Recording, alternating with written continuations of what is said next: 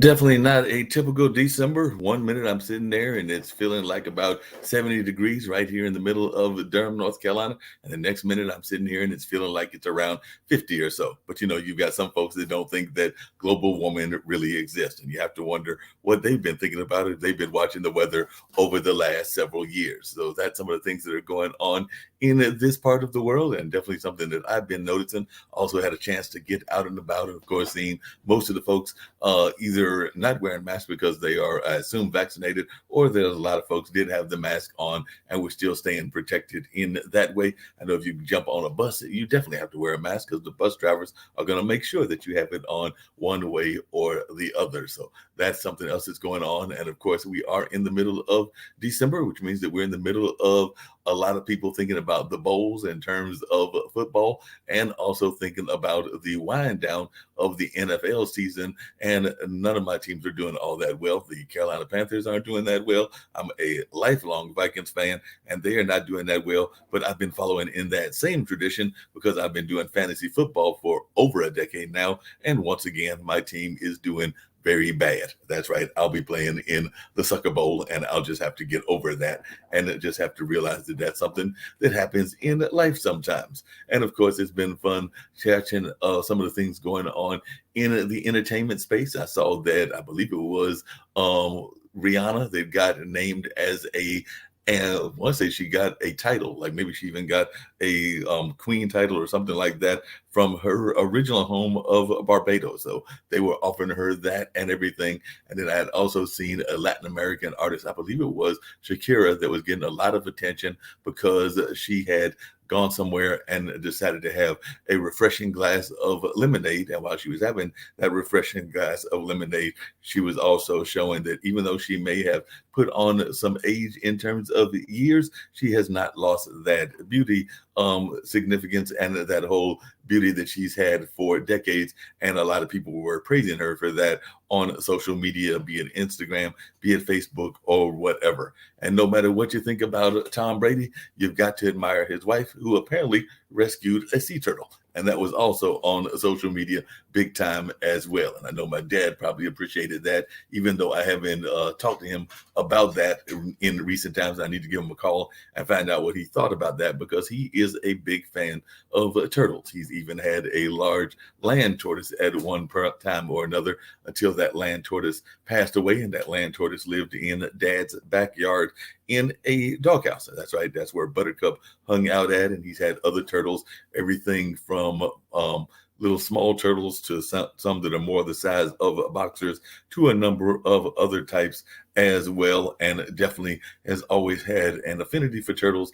as well as an affinity for art, as well as he is a well-known artist here in our North Carolina area, and particularly here in the Durham area. So that's just some of the things that are going on in my world. But I'm going to bring on my guest, who I met through another friend of ours, none other than Fernando. And Fernando had told me about Oliver and the amazing things that Oliver was doing, including doing some writing and being a creative in his own right. So I'd love to hear more about what this project is that he's got going on, and more about this wonderful individual named Oliver. So I want to check out what he's got going on and what some of the things are that are happening in his life, and how he just coping in general. So how are you doing, Oliver? Glad to have you here. Glad that you're able to join me in this conversation and everything. Like I said, Fernando had told me about you, about this, I believe it's a children's book that you got going on, but a number of other things that you were just doing in general. So I know folks are probably like, wow, they're just having way too much fun, one on the East Coast and one on the West Coast. So I was just wondering, have you always been there on the West Coast?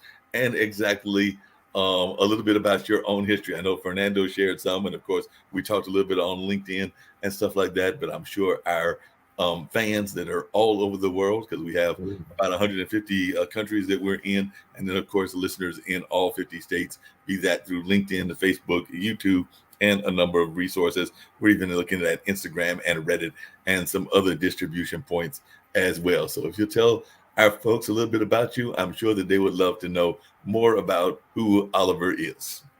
Hey, Mark, thanks for having me, first of all. I enjoy this platform already. I really enjoy it. I'm West Coast, partner, West Coast. Right. Grew up in East Oakland, California, and grandmother's in San Francisco. So I'm back and forth from Oakland and San Francisco and Berkeley. So that's where I grew up. Um, then I went to the Air Force, and the Air Force, African American, loves warm weather. Where they send them? To Cheyenne, Wyoming. Wow. I went to Cheyenne, Wyoming, to the snow for a few years. Then after that, went back to California. Then I decided to go to college. Well, I started college when I was in Cheyenne, but I wanted to go 4-year college.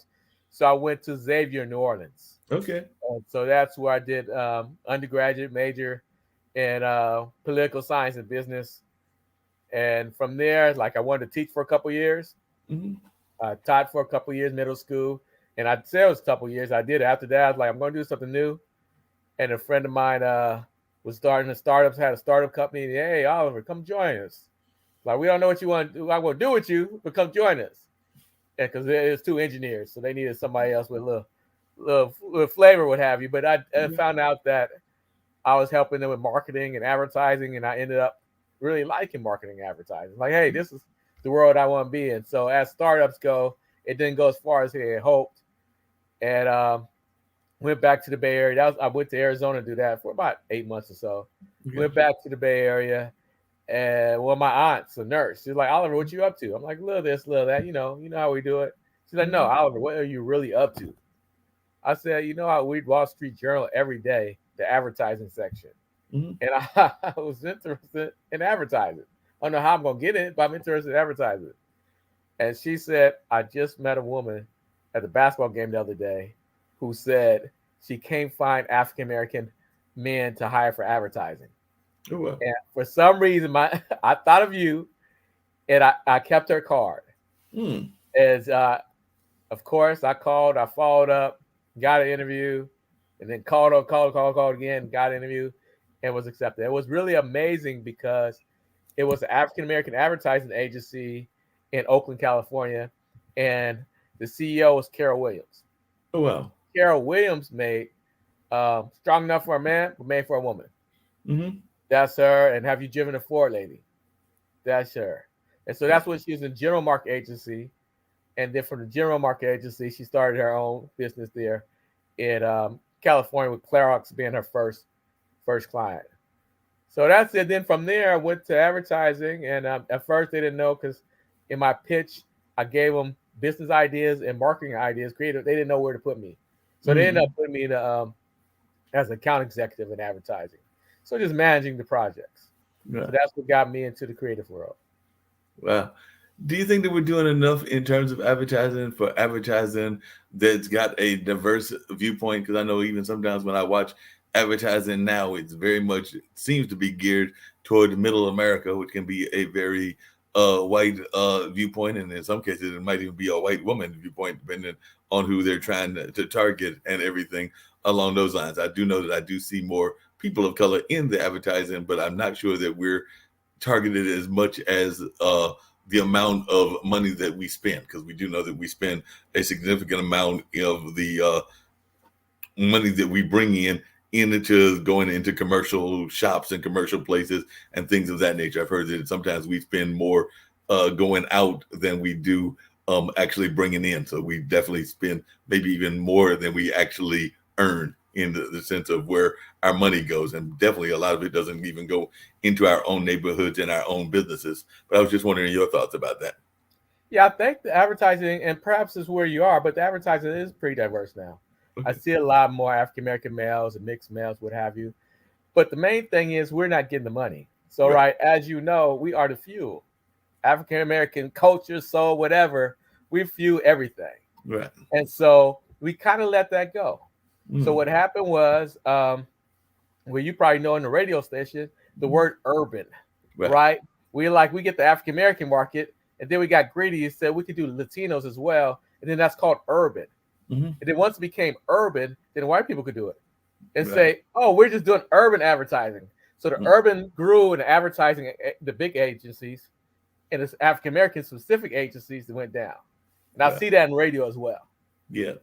Yeah, unfortunately, we do see that in everything. Other thing that I was just thinking about as you were talking was I had it wasn't on my show, it was actually on Billy Graham's show, which is another show that airs here. And he had a gentleman that had spent part of his time, and I think he's supposed to be in the process of moving in Idaho, and you mentioned having spent some Air Force time in Wyoming, and I'm thinking to myself, ain't that many black folks in Idaho? Probably not that many in Wyoming. So, what was that Yeah. experience like, and how much of a culture shock was it for you? Because I'm thinking that probably a lot of cowboys, probably a lot of Western mentality, and probably a lot of open frontier. But I'm not thinking that there were that many of us out in Wyoming. If I'm wrong, please let me know. But even in places like Cheyenne, I'm not thinking there are going to be a lot of us there. No, we was all on the base, and it's probably a blessing in disguise because I wanted to go to Italy, I wanted to travel the world, but I was stuck in the snow. So I did two things. I hooped every day, went to the gym, hoop, and then me and one of my friends went to college and started taking college courses. Okay. So if I was going to Italy with all these other stuff, I would have been too excited to do that. So since I sit down and have anything else to do, I started going to college. They have Frontier Days. Mm-hmm. So that's with like Mardi Gras, but for cowboys. Right. So that's a big week out there. So I went to that like once just to check it out to see what's going on, but it just wasn't for me.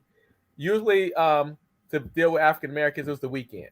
Mm-hmm. Weekend, we get in a car, go to Denver, party, and then come back to our world. So we got a taste of reality. But in the winter out there's not too much driving out there in winter. So most of the time we're stuck in Wyoming playing basketball, or I read a lot back then as well. Gotcha.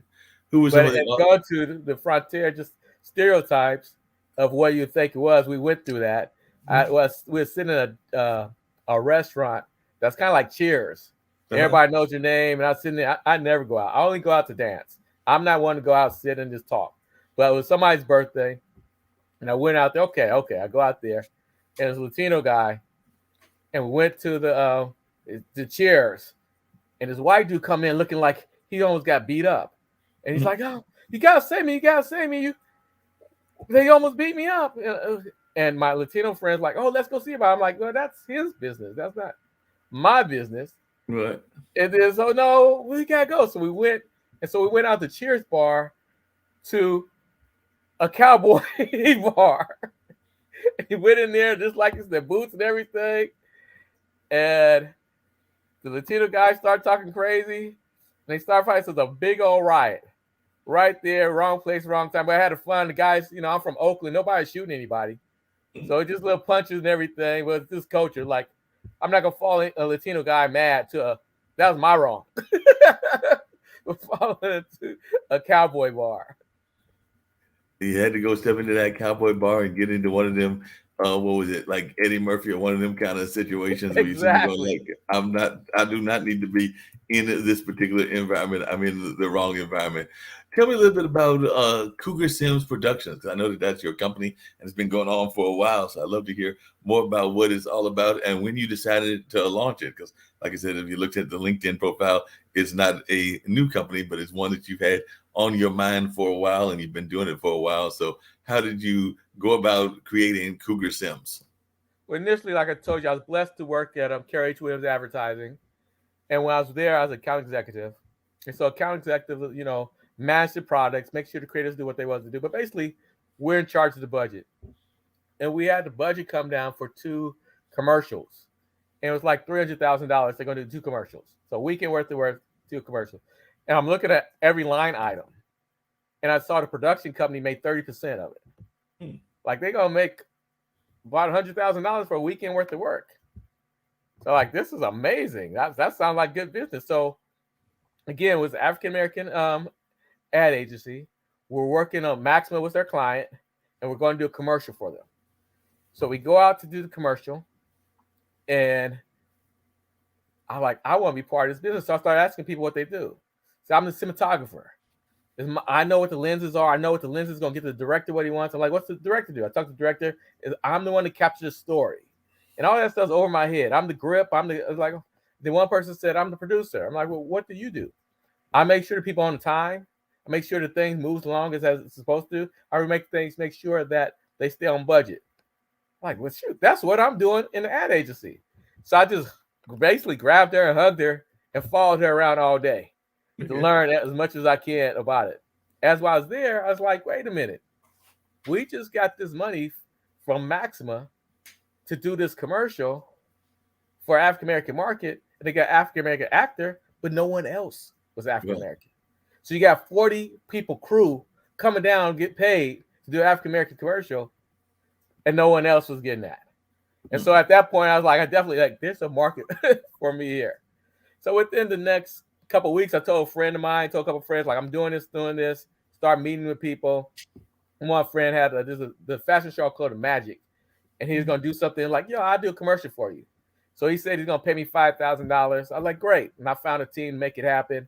Of course, he didn't have the $5,000. I ended up paying for half of it myself, but it made me get a reel, something I could do. That proved to myself that I could do it.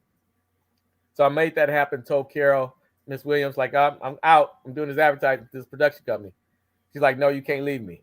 I'm like, yeah, I can leave you. I gotta do it. She's like, no, I need you to stay for at least another month because I need your vision. I need you to you're important to this account. So I need to pass off to the next person. So I stayed for another month. Then ended up getting going out networking, got a couple music videos, and start producing music videos. And then after I left, I came back to her because she's the new person that came.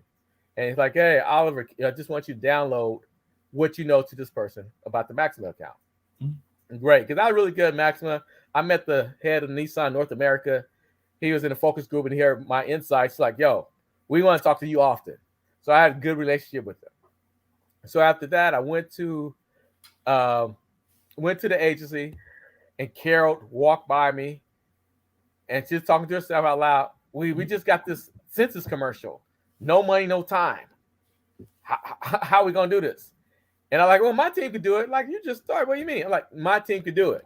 And she said, well, I'll let you put a bid in. Right? If the creative team likes your bid, then you're in. Like, okay. So and the bid and creative as well. So I went and found my director, and the director gave me his reel, and I gave his stuff. I sent it to the team, and I put my budget together. I found somebody to help me put the budget together, and I put it in, and they liked it. And they're like, great, let's go with you. But your bid is real low. Is that a union crew? I said, no, it's not a union crew. Like, yeah, we can't use you if it's not a union crew. But thank you anyway. Like, wait a minute. Give me 24 hours. Let me make it a union crew. They said, okay. So in our area, the union is in San Francisco. So I made an appointment with the union the next day. And I told them that I got this project. I want to make this happen. Let's make it happen. They saw the budget like, oh, that budget's low. I'm like, yeah, but this is the bid I put in to win. Like, we don't know about that. I'm like, look, I'm local. If this happens, we're gonna get a lot of work here. We can make this happen together. And they're like, okay, great. We'll give you a temporary union deal. We'll bring our rates down for this project only, and we'll make that happen. And then I was like, okay, well, great. But I don't want no chumps. I want you champs. Like, we're a union. We're all good. Like, no, you get everybody in the room. Everybody's not a champ. I want your best people. They're like, okay, great. So we did that. Went back to the agency and showed them the bid. They're like, Oliver, we told you we need a union crew. And I showed them the paperwork with the union. Like, this isn't a union crew.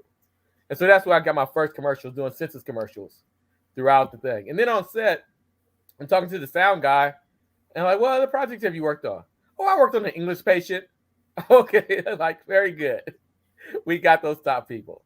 So that's what I got into. I did commercials and urban advertising, African American advertising, and so that's my start.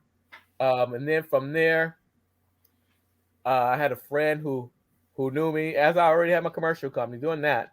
He said, Oliver, you got to talk to the Brothers Brewing Company, and I don't even drink beer. He's like, but you got to go talk to him. Like, okay, and he's a marketing guy himself. And he talked to me the day before. And I went and talked to him. The guy's like, why do I need to talk to you? And this guy that I met with, Michael LeBlanc, he had graduated from Duke and the first African CEO from Kodak. Okay. And so he's like, he knew it. So like, well, why would I talk to you? I just talked to your friend yesterday. So he told me about his brand. I'm like, oh, this is great. You got great Neo Soul brand, African American brand with the app with the different brands, whatever. He had like Corona stuff. I can't even think of Lager now. I can't think Lager now. Lager, right? Lager and Amber. Like, this was going on, boom. So I like, yo, if I was you, I do this for the campaign. I do this, and that's great meeting you. So that was good. We just vibed and next day they called me like, hey, we want to hire you. I'm like, well, I got my own production company. We're gonna give you this kind of money, and you can still do your own commercials. And so that's what I end up doing. Wow. So I worked with them for a few years, and with them, I end up selling beer. I sold some of the biggest counts, and I took Sierra Nevada. There's a big count here in Oakland. I took the biggest count in California, and I got all places in Oakland, San Francisco. I got all those counts. I bought media for them, produced 2 commercials, ran the commercials, and what was amazing about the commercial is I bought time on cable, and I was focused. I bought it during the playoffs. So everybody in Oakland seeing the game in playoffs, they think it's a national brand, but we're just there at Oakland, and so that's where I got my start.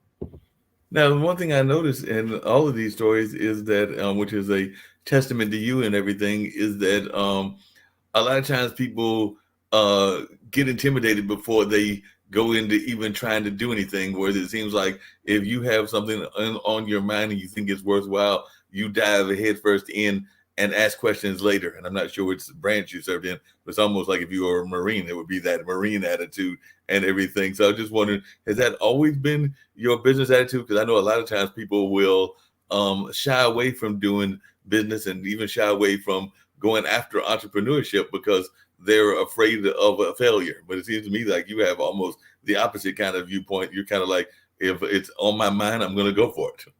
No, it wasn't because of military. I was in the Air Force, by the way. It's just me. It's just me. I believe I deserve the best, right? Okay. I think it's the best opportunity. I'm going to make this happen. How can I make it happen? With my skill set, how can I make it happen? If it's at the club, she's the cutest girl, I'm going to find the cutest girl. I ain't going to be said like, I can't get her. I'm going to make it happen. So that's just my attitude. I'm going to go for it. My motto is, I'm not going to ever tell myself no. Okay. And like you said, many people tell themselves no. I'm never going to tell myself no. I'm going to go for it till I find out this is not reality, but I'm going to try to make it happen as much as possible. What's the worst case of that happening where you got into that situation where you had that attitude, and I definitely admire that attitude, and you had like the opposite, like maybe you were going after the girl in the club and it did not work out the way you were going, or you were going after a business deal with that kind of aggressive, gung-ho kind of attitude, and it did not kind of work out the way that you expected it.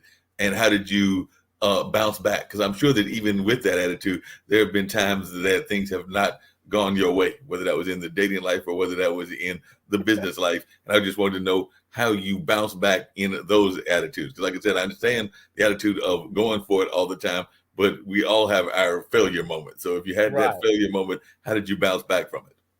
I don't know if I bounced back yet from it. The one was I did when I was selling beer.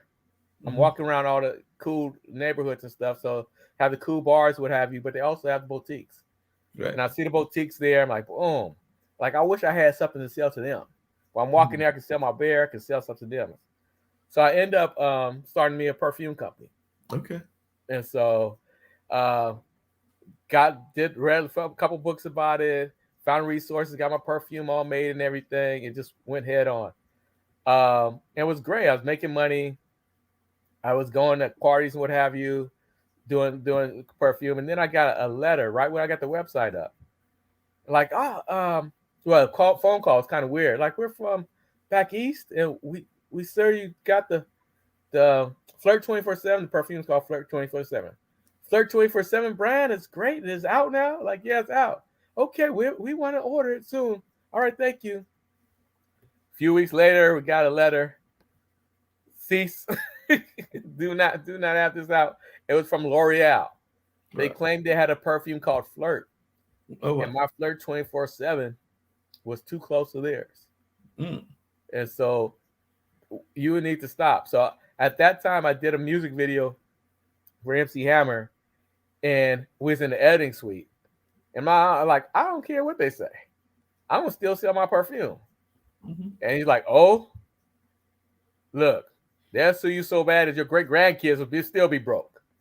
You may want to do another pathway. And so for me, there was no other pathway because I spent all my money to do the perfume. All the stuff was bottled. Everything was there. So I sold it at parties and stuff, but I could not do it on my website any longer. I could not do that. So I made a little money back on that, but it would have blown up. if I would have ran like straight in, slow down, like what I need to do legally to protect myself, so to be a long term. Yeah, that makes sense. You mentioned MC Hammer and you mentioned music videos. What was it like breaking into the music video business? I know a lot of people, including some independent filmmakers that I know, that always want to break into that. And sometimes they'll do it on the local level. I'm actually here in Durham where Duke is located at. So I know that sometimes those local artists will hire local videographers and they'll get them to make the video. But definitely it's not like New York or LA where there are tons of folks always making videos for a lot of the even major name artists. But once again, that gung ho attitude, I was wondering if you could share some of the success of the music video business and how you got involved in that. Well, I was fortunate when I started doing my production company. I was at a film festival, and I met a guy. Well, I knew him from high school, and he's like, "What are you doing?" I'm like, "I'm starting the production company." I barely knew anybody, but I'm starting a production company. You know, it's real. He's like, I'm a director. If you need anything, I'm there for you. And so we partner. And he had just done the big gospel dance singer. I can't even think of his name right now. Well, it's real big. Andre Couch?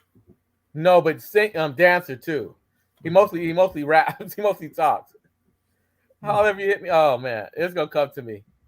But he did a big video. He just did that. So basically, he had his own company. And so when I did a commercial, I invited all his friends to my commercial, that people he done music videos with. And then so we met a lot of people. So he already knew some people. Now I knew some people. So that's it. Just and this we're still in Oakland. Mm-hmm. So it was really easy. And people gave it a lot of love. That's what you hear about entertainment. People who don't give you love. A lot of love. And so that's it. With him, we talked partner, we put our heads together, we started meeting people. He already knew people, I knew people. So the MC Hammer video, that came across because I was at a film place in San Francisco. Like my friend gave an event, a short film festival. And I met these guys from Korea. And I was there talking and networking, and it's like, yeah, we're producers, we like this stuff. I'm like, yeah, I'm a producer too. I'm from Oakland. Like, oh, great. And so we exchanged information. But 3 weeks later, I'm reading in Billboard magazine that MC Hammer partnered up with a Korean MC Hammer, and they're going to do some stuff together. So I'm just reading that randomly. And then that evening, I get a call from the Koreans like, hey, would you like to produce a video with us? We got MC Hammer, and we need someone to help with this. And you're from Oakland. I'm like, yeah, I do that. I said, great. We meet with him tonight at midnight. And so the meeting was set for midnight, but it didn't start till like 3. and then we met, we connected, and Hammer liked that way I was on the set, so he had me do a couple other videos. But it's really a relationship, and he's like the smartest person. Not one of the smartest people I ever know. Just really warm and knows everything about everything. If you talk technology, he knows technology. You talk comic books, you talk comic books. You know, he's like one of the original investors of YouTube. So he's all over so many different things. So really, I tell people, just network. The young people, network your crowd. Go introduce yourself to people your age. You know, that's how you gonna win. And that's how you get big. It's not you're gonna get big going to Drake or whatever. It's gone to JoJo that you never heard of it, nobody else knows, but you made him really happy, and he blows up. You're gonna blow up with him. So that's how it happens. You partner, you get the people that you know, and you start getting something that looks really good, really amazing, and then you start building your reel, and then people come start looking for you. Now, the other thing that I know that Oakland is real known for is this sense, and like I said, Fernando is part of that, is this sense of activism. I mean, definitely the Black Panthers were started there in Oakland. Definitely there were parts of Occupy, and I was involved with Occupy here in Durham. They were coming out of Oakland, and of course, there's a lot of things even around Black Lives Matter and other kind of more recent things that have come out of Oakland as well. So I was just wondering your take on Oakland as kind of a political land and definitely an activism kind of land. But I was wondering your take on that as being one that lived in Oakland, but also spent time in San Francisco. And I think of San Francisco as being similar because definitely there have been some great political figures that have come out of there, some great activist figures. And of course, that was kind of the home or one of the homes of the LGBT movement and everything. So I was just wondering your take on your two primary cities and their activism history. Well, Oakland's my city. San Francisco is my second city. And they're very different. But just like when you described me, that's Oakland. We don't get it done. We're not going to wait for you to tell us, oh, we can't do this. No, we can do this. We can make it happen. Right. So, and we have what's unique about Oakland is that small city. We have some big gangsters there. We have some big people that are fighters and strong, whatever. But also we have a strong, big community of African-American doctors. I can think about 5 people in my high school that their parents were doctors. Wow. And so we have professional class. So with that, you have those people intermingling. You have the people that's educated and know what needs to be to educated. Then you have the people who are like, what? I'm not scared of nothing. And with that mentality together, I think that's what makes Oakland special. My friend said he talked to a federal agent. And he's like, yo, it's hard to deal with Oakland because every other places is so segregated. You know who the nice people are and what. Oakland, everybody gets along with each other. Right. So it's very unique that way. So I all know that we have the local, I can't think of it now, but the longshoremen is really strong. A lot of African American longshoremen. And so they have that history. So they have the money, but then they're going to fight for the community. So I think that, so for me, the only way I've been involved with it was that I did a movie called Black August. And I was producer of that movie. And so that's where I got to see, a little bit of background of how we made stuff happen. But yeah, San Francisco is a little bit more liberal, as you know. And they haven't had a strong African-American community probably since the 70s. Yeah. But they're warm and everything. But it's totally different. In 3 different cities are different, but we complement each other. Because Berkeley has its own personality. And it's right next to Oakland. But very educated, but very not highbrow, very just hippie-ish. And very like cool. You know what I'm saying? So I think there's a mix of those people help each other. No, that makes a lot of sense. The other thing that I noticed about Oakland, I noticed it kind of with the sports environment, is that it definitely has kind of that attitude similar to your attitude with business, because even though the team is now in Vegas, it did start in Oakland and then it moved to LA and then now it's in Vegas. But definitely when it was in Oakland, it still had that kind of we're going to do it our way kind of attitude. And I think that the Raiders still have that kind of attitude, even though they're a Vegas team now. And I imagine that they've had that ever since they were in Oakland several years back. So it seems like that attitude has followed them, even though they've gone to now 2 separate cities. Because like I said, I know they moved from Oakland to LA and now they're in Vegas. But that attitude that they initiated with their ownership there in Oakland seems to have followed them no matter where they've gone. And it's kind of just, we're going to, like I said, do it our way. And if you like it, you like it. And if you don't like it, that's your problem, not ours. Right. That is true. But they lost the excellence part of that. It used to be we do our way and we're going to win our way. Right. They're kind of weak lately. I'd rather you talk about our athletes like a Ricky Henderson or Gary Payton or Jason Kidd or Bill Russell. Right. Those type of people. They represent Oakland better than even the Raiders do. Wow. Yeah, and Bill Russell was definitely an amazing player and definitely was one of the top basketball players, similar to like a Chamberlain and a lot of other ones. But definitely, I would consider him one of the greatest NBA players and definitely in the top 5. There's no doubt about it, and no matter what list you put out there and everything. But he was definitely a truly amazing player. But I'd love to know your perception of him, and definitely Ricky Henderson was a great football player. Well, Ray Henderson was a baseball player. Baseball player, right? Yeah, the 40-40 club. No, I'm just saying that even Russell was an activist. Yeah. He's a great player, but he was an activist. My favorite player when I was young, I don't watch baseball that much, is this Ricky Henderson. He's just going to do whatever he needs to do to get on base. Right. He was just fearless. And I think that's part of it. And even though Reggie's not from Oakland, but when Reggie Jackson was Oakland, he had that fearless fight in him. Right. And I think that's something about the spirit of Oakland. No, it definitely has a wonderful spirit and a very strong, like I said, fighting spirit and all of that. Tell me a little bit about that movie because I know that there was a Black August celebration even here in Durham. We've actually done them for several years. I know they're all over the city and all over the country. But were you just focusing on the Black August celebrations there in California, or is you looking at them as a national trend? And how is the movie developed? Because I do know that there are Black August celebrations throughout the country. Because I know there's been a major one here in Durham that has been going on for several years. I'm not sure what happened last year with the pandemic and everything, but I do know historically they do them on a regular basis. So it's really inspired by George Jackson, right? So Mm-hmm. George Jackson is the original one. Went in prison for stealing cigarettes, and was there in prison for like 10 years for stealing cigarettes.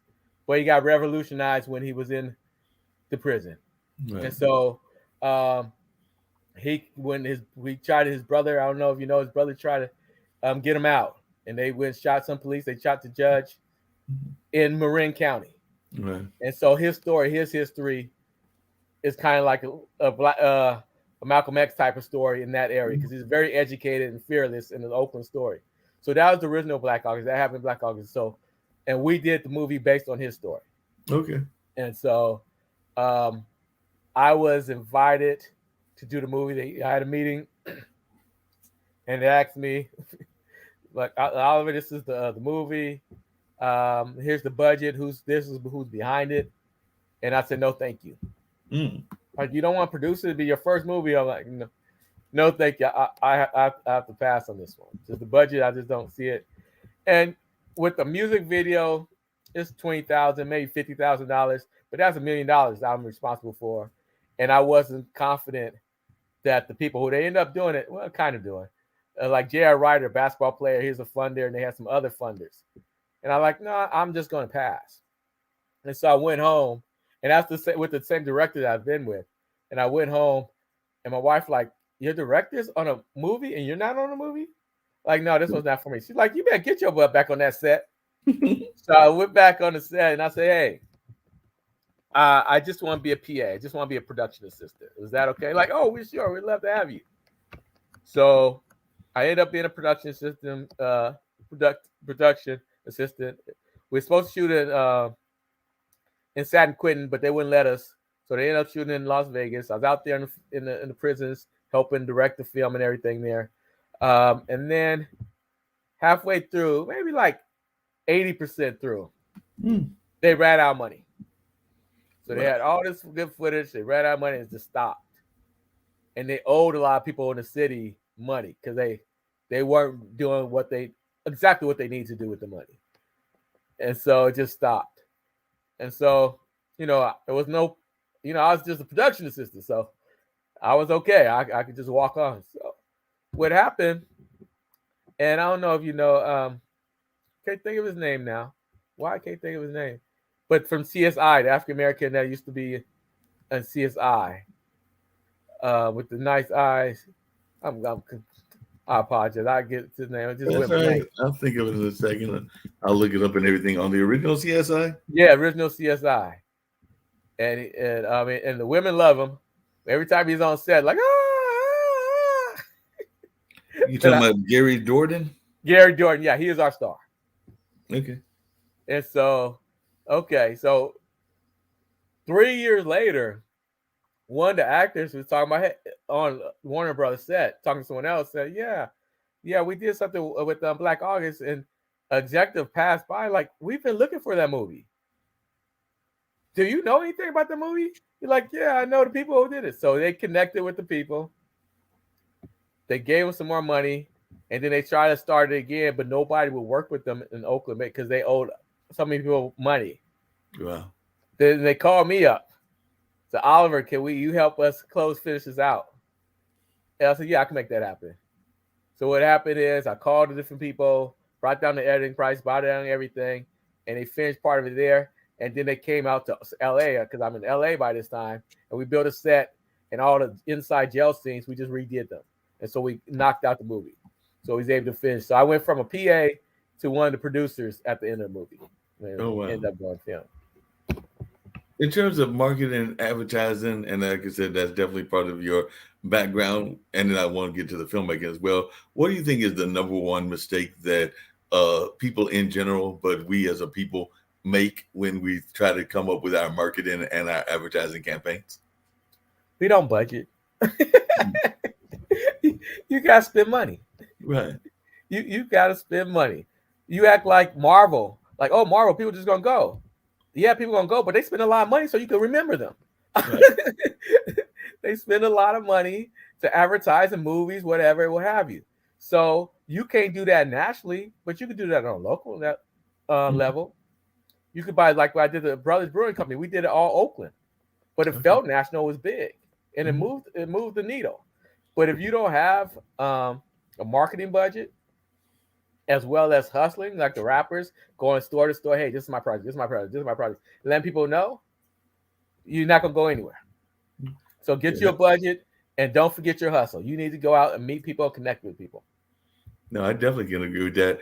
Are you surprised? Because I've interviewed a lot of people, and sometimes they're surprised. Sometimes they tell me they're not surprised. But are you surprised at how many creatives, even though they call it show business, don't necessarily have a pitch deck or a business plan or any idea of the basic business tools?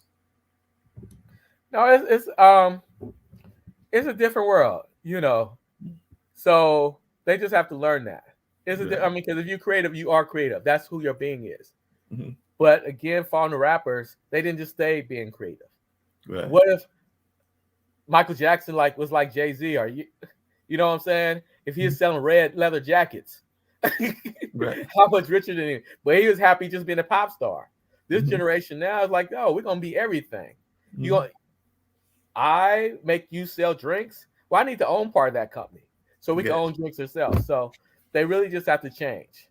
And it's really just, as you start off create, okay, I know this, this is who I am, but you don't want to be a secret creative. Yeah, you You definitely have to don't know want the business side. You to. have to know the marketing side. You have to see how that side works. Yep, I agree with you on that. But the other flip side of that, I guess, is that sometimes you have, and you kind of mentioned it, but by the time somebody like a Jay-Z has done it, they've already established themselves. But I have been surprised, sometimes even shocked when people have tried to want to overextend themselves and try to do everything for everybody. And I'm not saying you can't be a musician and have a clothesline and have a perfume and have a sneaker and all of that. But sometimes I'm sitting there going like, wait a minute, you're trying to do all five of these at the same time. And sometimes that can seem to be difficult. So would you advise people to try to do multiple streams, or do you think that you need to concentrate on one stream, solidify that stream, and then maybe diversify?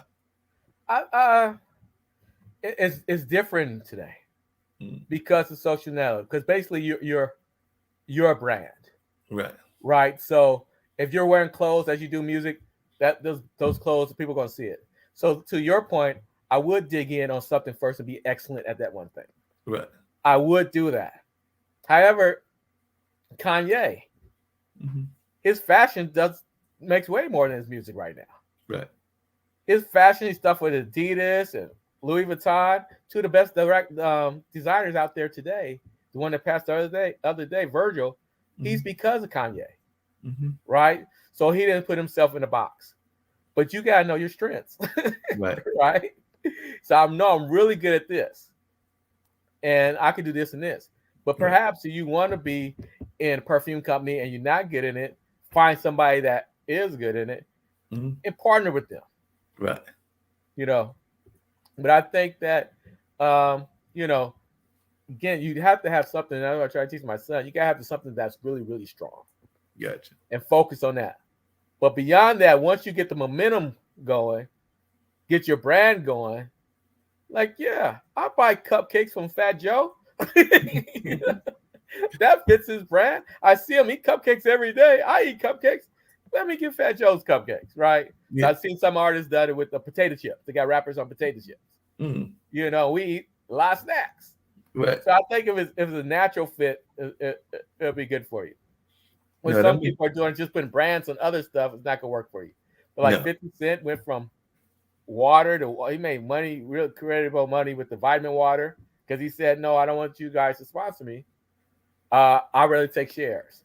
And when they got bought by $1 billion for Coca-Cola, it made him huge. Yeah, And now he's doing movies. yeah, that's true. From a brand But new the one thing, standpoint, let me go back with the one thing though. With fashion, African Americans, we're so trendy. It's hard for us to do that. right? You're gonna be if you know it's gonna be a short run, you're good. Yeah. Because you'll be hot today and gone tomorrow. Whereas we wear Ralph Lauren for the last 50 years and it's still cool. Oh yeah, that's real true. But the other thing with fashion, and it's something that I guess it kind of aggravates me, even though I understand our youth, and I don't have any of my own. I do have my two nephews that are 12 and 13, and one of them just recently, or maybe both of them are sharing it. I'm not sure whether they got individual ones or they have one each, but they just recently got the Oculus set, so they're in that whole virtual world. And I noticed that during our Thanksgiving celebration. But I'm thinking about like the kids, even maybe 10 or 15 years ago, they were always loving to wear the Malcolm X shirts and the Che Guevara shirts and the things along those lines, which I don't mind them wearing the shirts and I love them honoring the heroes. But then what frustrates me is if you ask them who they are, they're sitting there going like, I don't know, it's some dude that I'm wearing. Right. So I just wish that there was some way, maybe that there was like a pamphlet that came with the book, maybe not a whole pamphlet, but something that at least explained so they would have an idea of who they are wearing if they're going to honor these people. Because sometimes I'm going like, I'm glad that you are honoring them by wearing their shirts. Just like I'm glad that they have holidays. Like I'm glad that Juneteenth is a federal holiday, but I'm also afraid that Juneteenth is just going to become another Madison Avenue excuse for a sale. Right. That is true. So that's my fear, is that we're going to have like the big Juneteenth sale and everybody be rushing to go get their Juneteenth discounted flowers. And I'm going like, don't think that's quite what they had in mind when they created the holiday. But that's one of my fears and everything. But I'd love to know your thoughts if that's something that you're concerned about as a marketing person. No, I rather you could educate them. Like, oh, that's Malcolm X. That's why that's important. Right. I'd rather they wear that than other stuff they wear.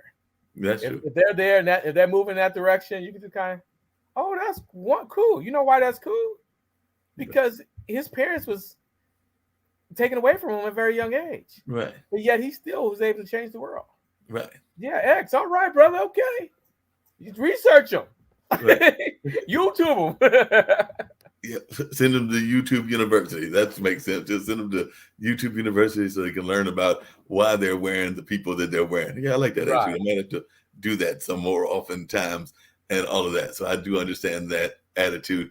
You mentioned the Black August movie. Are there any other movies that you've done that you are real proud of? And are there any movie projects that you're hoping to do that you haven't done, but they're part of like a story that you are hoping somebody will help you back or help you create on either the financial side or on the creative side? So are there any that you've done in the past that you're really proud of, or are there any that you have in your mind that you're hoping to do in the near future? No, the ones I've done in the past, there's all been short films, what have you, that's cool, what have you, but it was nothing big. The Black August was the biggest opportunity that I had. I enjoyed that. In the future, I don't know if you've seen it, but I did do something, try to pitch ESPN, the story about my great-grandfather. Okay. So he played pro football, pro hockey, and pro baseball. Oh, wow. And he was the first African-American to play in the NFL. Okay. But when he played in the NFL, that's like saying Jordan was the Wizards. Yeah, the NFL came towards the end of him. So he's the end of his greatness. But he was the first one to play in the NFL. So I shot them. I flew out to New York and talked to them. They're like, we love this. We love this. Why we never heard about this before? Like, because he's in Minneapolis in the 20s. If he is here, you would have known about him. So they passed on. I had a few meetings. They passed on. So what I realized, his biggest story, even all that story, he's also an attorney. He ended up graduating and becoming an attorney. But what I realized that his biggest thing to me was him being a college athlete. When he was a college athlete, football was huge. Right. Football was bigger than baseball. Say baseball World Series, first World Series, maybe he had like 10,000, 15,000 people. And his football game had like 50,000 people. So they were the stars. And for him to be an amazing star at that time, and his team was undefeated. Oh, wow. So that's something I'm pitching.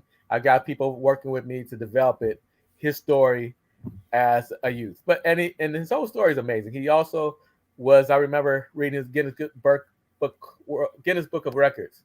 Mm-hmm. He had the record for jumping over oil barrels on ice on his motorcycle. Oh, wow. So he was a daredevil too. So his name is Bobby Marshall. You can look up Bobby Marshall. He's a Minneapolis, Minnesota gopher. And so that's the one that I'm trying to make happen in the future. So over the break, I made a treatment for it. I got some guys who's working with me. And so we'll see how it comes. No, it sounds like a truly amazing story, and particularly since you said he also played hockey, and there are not that many of us playing hockey right now. I mean, we're still very much in baseball, still very much in football and basketball, but I don't know that many of us even on the hockey fields in the 21st century, even though there are more than there were several decades ago, but still not that many. You probably can count them on your hands and everything with the entire league, how many are in the entire hockey pantheon and things of those lines. Right. But definitely there's not a lot of us in that field. And you said he was doing that in the 20s when there were probably even less. So just the fact that he was decided he wanted to go skating and doing that very harsh sport is a credit to him as well.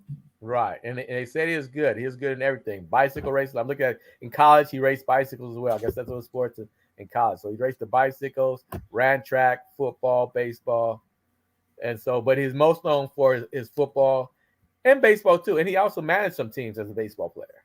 Okay. So he played before the Negro Leagues, and he played from like 1906 to maybe 1940 or something, because he played for a long time. Gotcha. Wow. And the other thing that I know that you've been doing in that creative space has been this children's book. And I'd love to know more about the children's book, because we're not having enough of us doing children's books. And you definitely have written this amazing children's book. It looks like you wrote it along with an illustrator, and it even deals with dancing, and it deals with being a little bit of maybe the smallest kid, but still having a big heart and still getting things done. So I'd love to know more about this book, and if it's going to be turned into any animation, or if the book has got any future of becoming other books as well. Yeah, well, the COVID gave birth to this book. Okay. Because I was basically just Netflixing, and my wife and my son was in other rooms doing creative stuff every day. And I'm like, I need to join the party. And my wife and son are both great artists, great illustrators. So I'm like, let me write a little children's book, and see if they would write it, do the illustrations for me. So my wife's like, nah. And then my son, he did one day, like, oh, this is too much work. He said, nah. But I love my story. And so I just had to find an illustrator.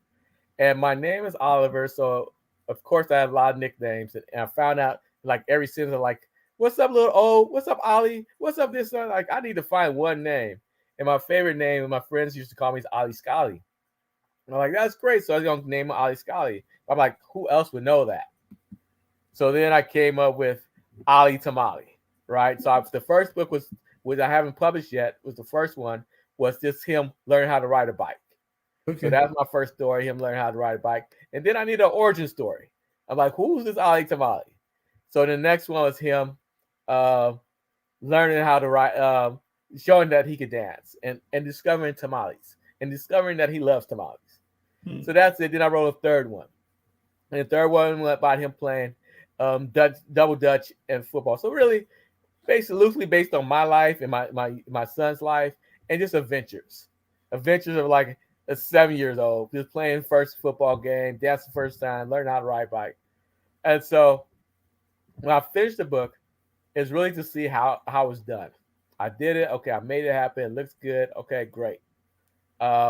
So from there, I wrote the other two books that I like, well, let me send this one out, do the prototype.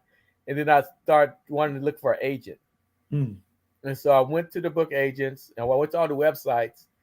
And I went to like at least 50. And I probably saw 3 African Americans in the 50 agencies. And most of them are based in New York. which is weird to me. I'm like, you can't find any African American people to work in your agency. I mean, I understand Silicon Valley, like we can't just grab 500 African American engineers. Well, that's a lot of stuff. Right. Studying, what have you. But writing, creative, who could beat us? So I was discouraged about that. And I was also discouraged about the income they made. So a writer would get like 5%, maybe 5 to 10% of the book that's made. Where I'm doing it myself, I get 30 to 50%, or even more than that if I buy in volume. So I was like, let me do this myself. The writer, the person that I had to illustrate was just a freelancer. I'm like, I'll do this stuff. I think it could be better, and I want to partner with an African American. So I found an African American illustrator now. So we're kind of rebooting, and probably next year I would come out with a series with at least 3 books. Okay. 3 to 5 books, and because we were talking about advertising earlier. So if I'm going to do Facebook ads or Instagram ads or Amazon ads, and I'm get people to come over to my site, I don't want them to spend just $11. I want them to spend $30, $50. So when I go this time, I'm going to have probably 3 or 4 books, plus activity books, plus coloring books, and all that stuff where they could do. And I could probably even have some T-shirts, right? So that's my thing now, is to think of it as a series. Think of it as a brand and as a series, and then go back and put it out, do like a big launch party, and then push it again. So I think that it really gives me independence. I talked about fashion earlier. A cute book doesn't go out of style. Next year, there's always going to be a new 5-year-old looking for a book. You can have that. And just for me, it's just about me getting my hustle on. There's no limit where it could go. Again, from the hip hop artists. Yeah. Hammer made all kinds of money selling CDs. Master P, how much a CD costs? $5. That's how much my book costs, $5. If I reach out to enough people. And I believe there's people like you and resources like you to get the word out. Once you get the word out, it's just pushing the button. Boop. Yeah. And there's so many opportunities. You can do digital. My thing is digital now, digital and paperback. You can also do a hardback. We can also do an audiobook. So look at all that one project has, all that potential. And so I'm looking for in the future, is working out all that potential to make it as big as brand as possible. Yeah, that makes a lot of sense. I've been on a couple of spaces in the Clubhouse, a couple in some other spaces as well, but I'd say Clubhouse is the leading one, where they've talked about the lack of diversity in Hollywood and the lack of diversity, particularly in our gatekeeper space and things along those lines. So in your own experience, what has your experience been like in that field? And do you think it's something that we need to work on? I mean, I'm glad that there are people, even though I might not be his biggest fan, that are doing things like Tyler Perry and even what Oprah's doing, but they're not maybe doing as much as they could. And there are definitely others that could even be going into that space. And a lot of times we do depend on people that don't look like us in order to approve the things that we're going to do. So what is your take on Hollywood and just a creative space as a fairness space? And would you like to see some more diversity in that space, particularly among our gatekeepers? It's there. It's coming now. We've got that attitude now. There's about 5 other production companies. Even LeBron has a big production company. There's people are doing it, making it happen, and we understand we have the power. Right. We are the creative. You want us on our show? We need to be part of that show. So Kevin Hart's doing a lot of stuff now. So it's coming now. It's really just about us building up our skills, making sure that we have the catalogs. And to your point earlier, understand that we know the business part of it. Because we already know the creative part, it comes to us naturally. So long we need to know the business part of it. So now it's open to us. There's nothing we can't do. So there's no more close the gate. Like, what? I can't be on your network? Well, let me go to YouTube.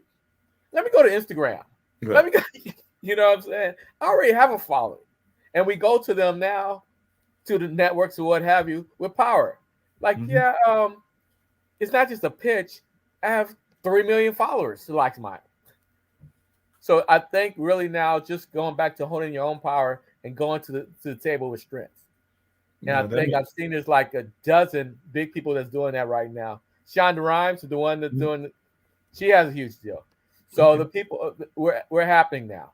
So we do need to search and learn ways to get in through the networks. That is, learn how to go through not being a celebrity, but learn how to go to like if you want to be a director of TV show, you got to know how to be a writer, and you Right. got to learn how to get in those interns, what have you.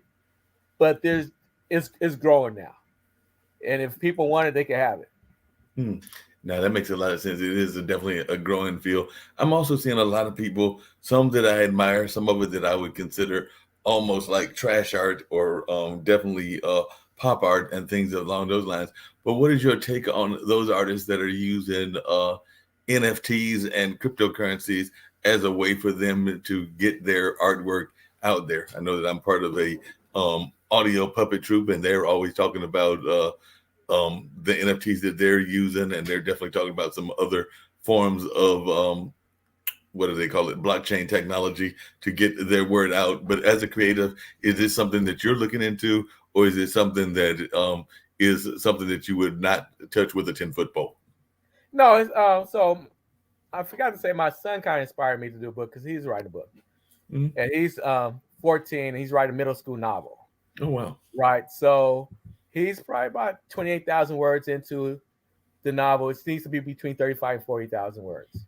And he's an artist. He always created drawings, whatever. And we went to Complex Con, and some of the people he met was amazing in a NFT market. One guy just loved his stuff. That guy sold one of his pieces for $75,000. Wow. Just a nice little drawing, And he said he'd mentor him.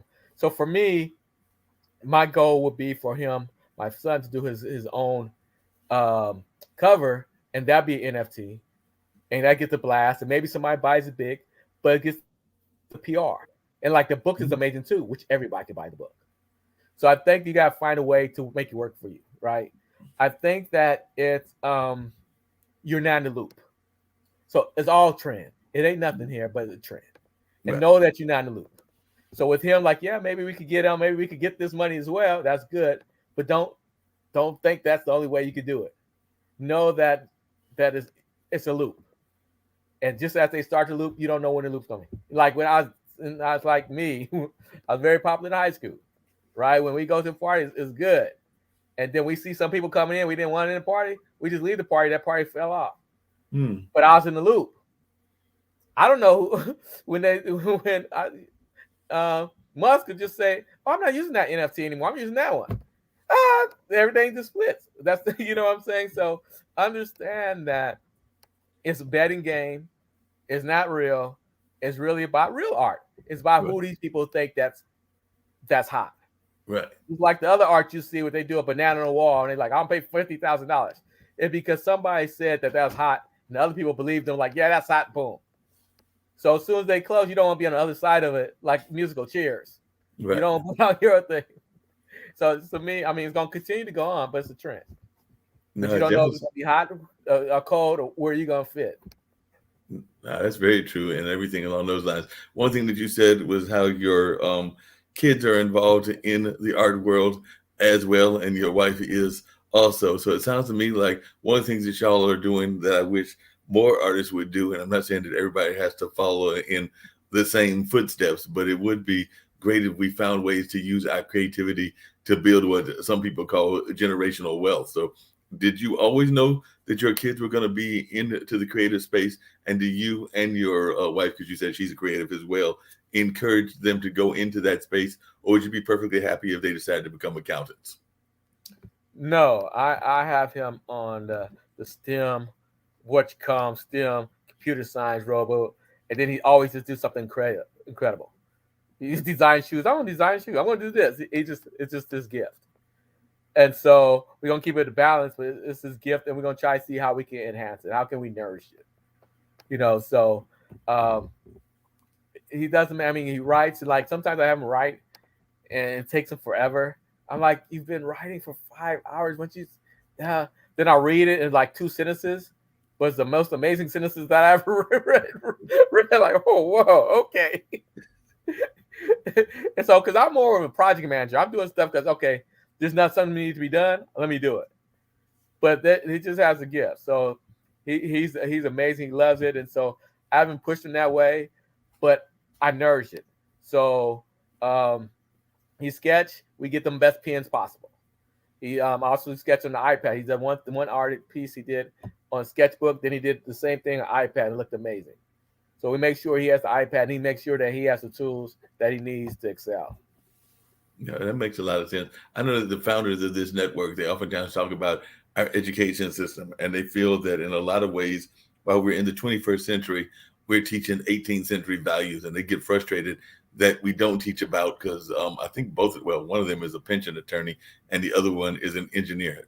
Kimberly is an engineer by training and everything. So they definitely have some STEM background and all of that, but they get frustrated that they don't see enough of that, particularly the day-to-day uses, whether that's home ec or financial planning or a number of other things taught in our traditional school systems. I mean, maybe some of the charter schools are doing that, but they don't see enough of that. And a lot of times the arts are tossed to the side, just like sometimes even sports is tossed to the side as well. So I'm just wondering your take on the education system and particularly its support of the arts as both a creative and a marketing person.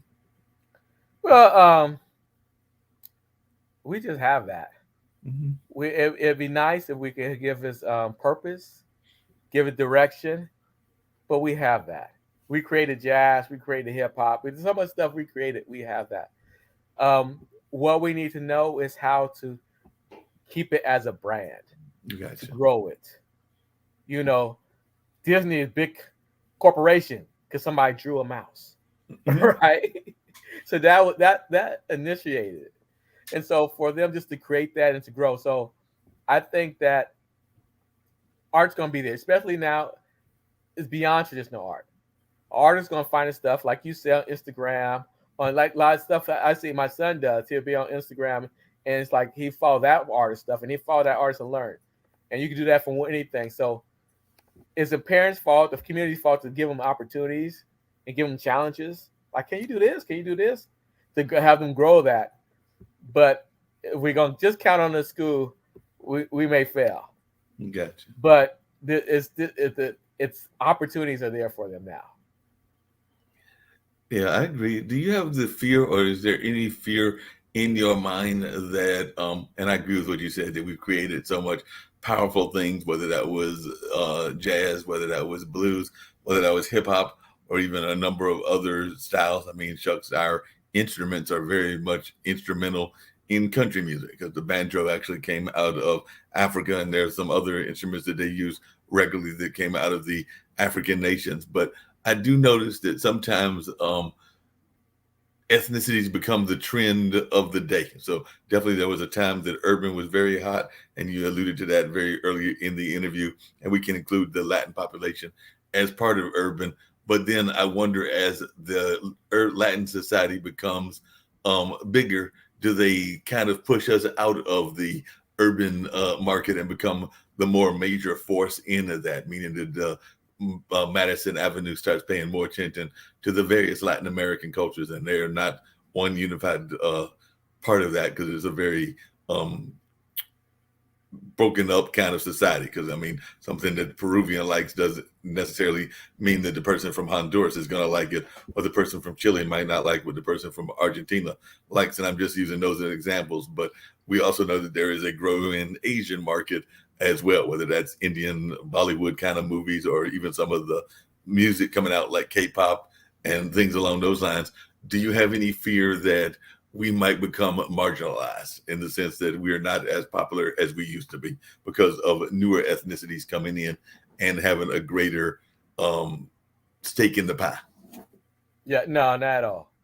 I think it's like a gumbo, especially with Latinos and African Americans. We love each other, and we're gonna grow it together.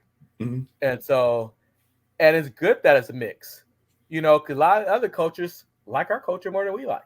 Right. I don't know if jazz would still be along if it wasn't for Japanese people, right? We talk about country music. That's our old music, right? Right. Mm-hmm.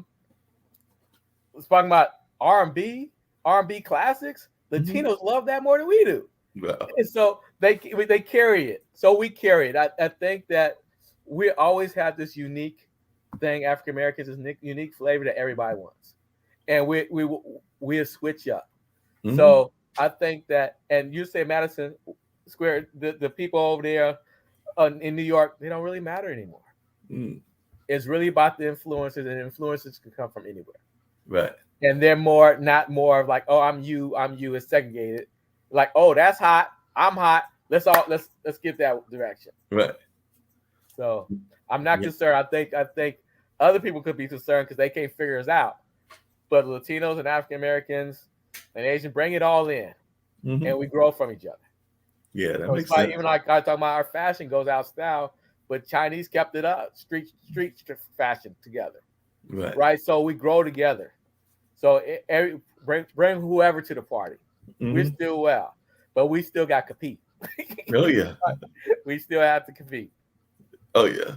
But one of that part of that conversation that comes up, which I'd love to hear your take on this, is this notion of whether we want to fully assimilate into the greater American and world economy, or whether we want to like have our own individual pockets that are our communities. And I've heard some people argue that they want to fully assimilate and move into say the urban parts of cities, and others are perfectly content with living in the Compton versions of wherever they may be at, and things along that line, or the Harlem versions, even though Harlem has become very gentrified recently as well. But then you see newer people move in. Like I know that a lot of times we have a decent population of Indians here, and a lot of times Indians is in from India, not Native Americans. And a lot of times they will stay in their individual neighborhoods and not really get out more than their individual circles. And they seem to be a group of people that don't necessarily assimilate all that much and like to be insulated. So what is your take on societies either insulating or trying to assimilate, and which do you prefer? There's no preference. I think people should go where opportunities are.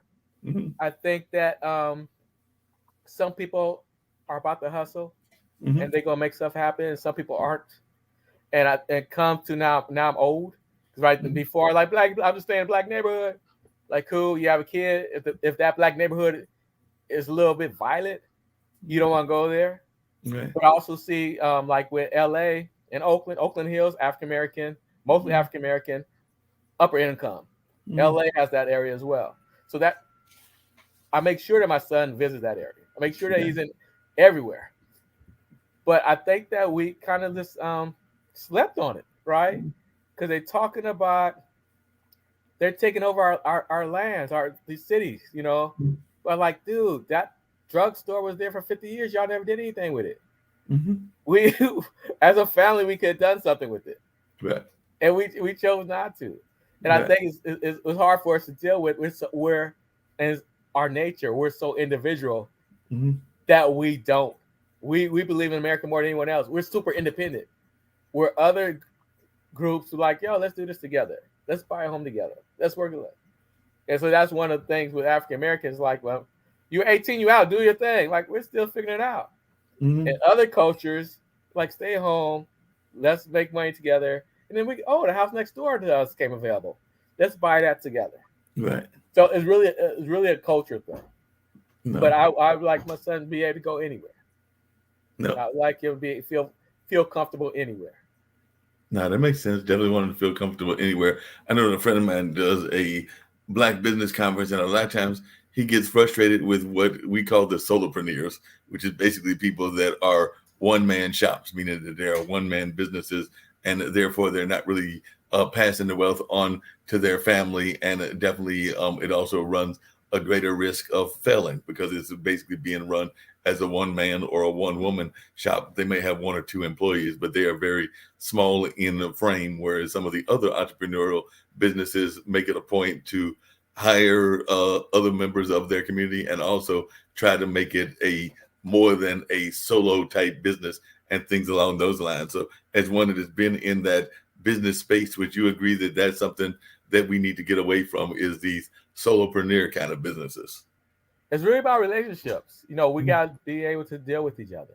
Yeah. I know for me, when I had my production company, the top DP was a white guy. We loved him. And then he brought his guy because but he's a white guy. Like, no, you need to bring African American on it. We like you, and we want to work with you, but we need to train some of our people. Because if you're not available, we want some of our people good. He's like, no, I'm not going to do that. Like, oh, cool, I don't need you. Let me find somebody else. They're like, okay, I'll use your guy. So he used my guy in my projects. End up taking him around work on his projects too, right? So when you have that opportunity, you got to put your people in. Gotcha. You got to take care of your people. A lot of times you're like, oh, they say he's the best. Like, no, they're not the best. They said he's the best. Yeah, this guy is better than my guy because that guy had more opportunities than my guy. He had more. Let my guy get that many opportunities to see how they are. So for me, it's always important that we set each other up for success. There's times that you can do it and there's times you can't do it. When you can do it, make it happen. And I think, again, it's really like you got a tag team, I'm thinking. Because we're so African Americans are so creative. So I want to do, we all chefs. Sometimes like, yo, okay, I'm going to be top chef on this project. You chill. Boom. Knock out that project. Okay, you top chef. And then go. Otherwise, we're always trying to be superhero. And it's hard. It's hard. And then, like, we don't have any wealth. So if I lose my money, I lose my money. It ain't no mom to go back like, hey, here's another try. Here's the third try. Here's the fourth try. It's just one to God. Yeah, so that makes sense. That's it. We really got to learn how to be combo and work with each other and lift each other.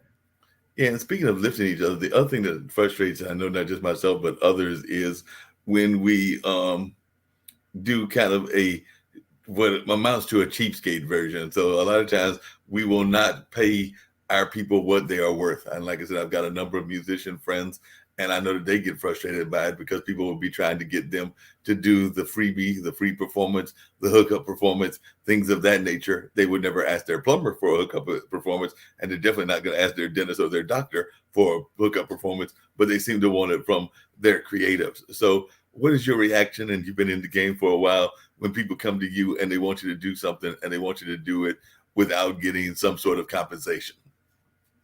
I'll just be real. If I see value in the relationship, I may do it for cheap. If I see value in the relationship where I can see it going long term. However, if it's too cheap, like, no, I can't do that, partner. You need to go find some more money. But I need this and this. Well, I need this and this as well. Right. So, go find some more money and make it happen. My friend had a limousine company, and he's like, everybody is up here trying to get him as cheap as possible, but then buying all his drinks, spend all their money on the drinks at the liquor store. Like, you spend money with them, you can't spend money with me. Exactly. That doesn't make any sense. So, yeah, I try to. And the other thing, too, is communication. Right. Communicate with people. Hey, bruh, your service is kind of whack. Or not, it could be here. I want to work with you again, but you need to do this. Right? Because what we do, we give white people a third, second, fourth time. We keep going to them, they mess up, whatever. We mess up once and we're out. Right. So instead of that, like, yo, dude, you was almost there. I need you to tighten this up. We need to be on time, partner. That's crucial. Yeah. My time is money because I got other things to do. And just educate them. Some people take yeah, all right. Okay, I got that. Let's make that happen. Then I can come back to you. Now I rely on you. We can build together. Right. But it's really about, communicating with each other. No, that communication is very much an important part of the conversation and making sure that communication happens in everything. How important do you think it is for us to share, and I'm sure you've done it with your kids and everything, our heritage, and to share the wealth of our heritage? Because I'm sometimes surprised that people that don't know who a Miles Davis is, or a John Coltrane, or even a Maya Angelou. And now we've just recently lost Mickey Grant. But I was just wondering, how important, as a African-American man there in California, do you think it is for you to share that experience with your kids and maybe even their friend circle? Yeah, that's who I am. I'm definitely going to share who he is. He has to know why he is. With first school he went to is called Marcus Garvey. Okay. So, and Marcus Garvey's research and went to the school, and these kids, preschool, kindergarten, was doing multiplication. Like, whoa. So he's got, from the beginning, he's already got that into. So for me, he needs to know who he is. Gotcha. And so any opportunity I get, he watch a movie with them, read stuff with them, and even some stuff is not, it's even over his head. But then he come back to like, oh, okay, that's who that person is. Like Yeah. his name is Malik, and we named it after Malcolm X with Malik Al-Haj Shabazz. So he's like, that's where you get the name from. Not just we just didn't find a cute name. There's a purpose behind your name. Mm-hmm. So definitely that, and this just general stuff too. He's in mock trial, and so he's doing that with school. But I've never been to trial or anything, so we had to write a few good men. So we go watch the old stuff. Like this is how what's called a courtroom works. Mm-hmm. And before that, he's like, we watched a soldier story. He watched. He's like, oh, that's kind of like a soldier story. So yeah, we go back and watch the classics together, so he knows where he stands and how blessed he is to be around at this time. Yep. And you mentioned earlier, we talked about it with some of the things that you were doing around that whole George Floyd period and things along those lines. How important was it for you to have that conversation, what some people call the talk, with your son? And is that something that you still feel is vital to have even now that we're going to go into 2022? So I need somebody else to have to talk with him because I'm from Oakland. I talk crazy to the police. Like what? You just a person. What? So I need someone to tell him sincerely, you need to be polite. You need to be this and this and this, what have you. So, and I've been blessed most of the time when I've been stopped by police that we end up laughing. Because I'm a fun guy. I'm like talking to them and end up laughing. And that's my discourse. It's just two human beings talking to each other. Right. So what I tell him to be with any person is be respectful and be polite. And don't be, no. And that's me. That's my first instinct. Like, wait a minute. Be polite. Even if you're in the right, be polite. Yeah.